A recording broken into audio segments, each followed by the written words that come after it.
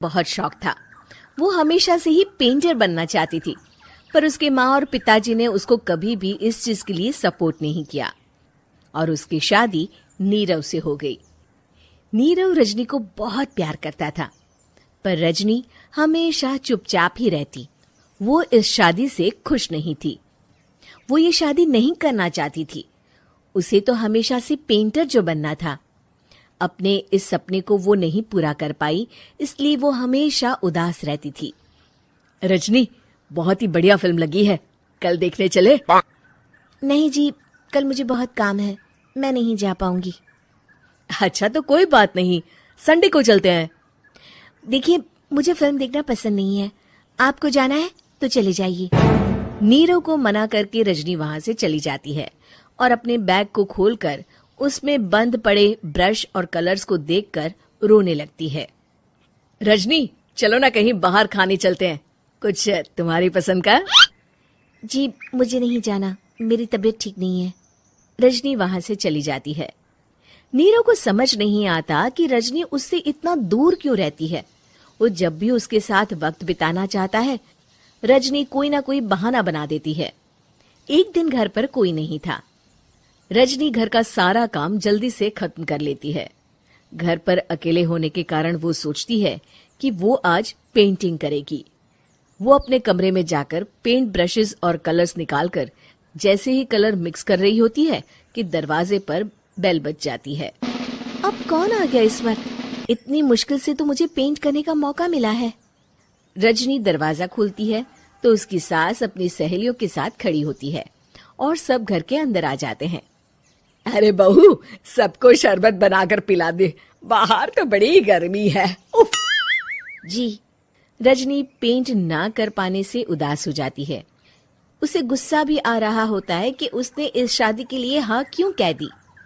वो रसोई में जा रही होती है कि उसकी सास उसे रोकती है। बहू, सबके खाने का भी इंतजाम कर लेना, आज का लंच तो ये सब यहीं करेगी। हाँ। रजनी बिना कुछ कहे रसोई में चली जाती है। सबके लिए खाना बनाती है। सब खाना खाते हैं और रजनी घड़ी देखती है कि ये सब कब जाएंगे ताकि वो अपनी पेंटिंग कर सके। जब शाम होती है तब सब चले जाते हैं अपने घर।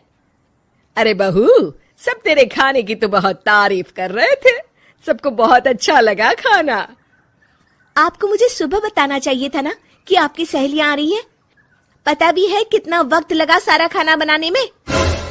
अरे बहू, तू ऐसे कैसे बात कर रही है मुझसे? तो और कैसे बात करूं? मैं इस घर की कोई नौकरानी नहीं हूं कि इतना काम करूंगी।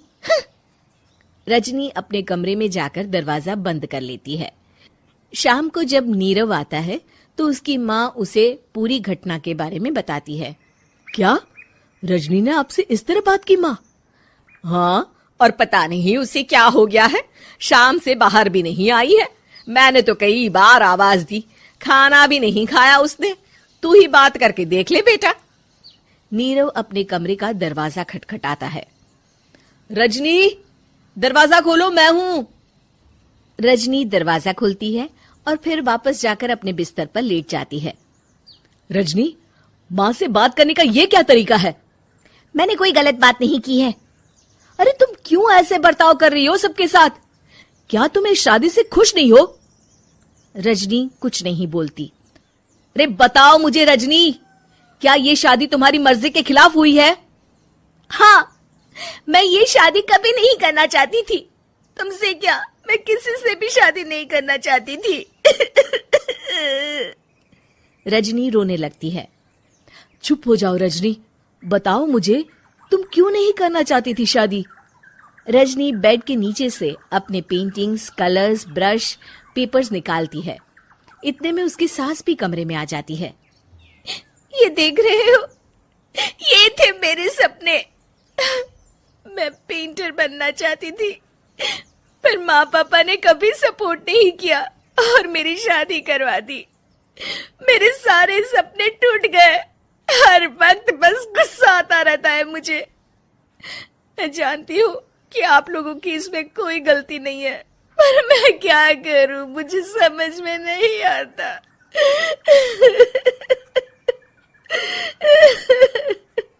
रजनी फूट फूट कर रोने लगती है। मुझे माफ कर दीजिए, आप दोनों के साथ मैं बहुत बुरा बर्ताव कर रही हूँ। अरे रजनी बेटा, चुप हो जाओ तुम। नीरव पानी लेकर आता है। ये लो पानी पियो और शांत हो जाओ।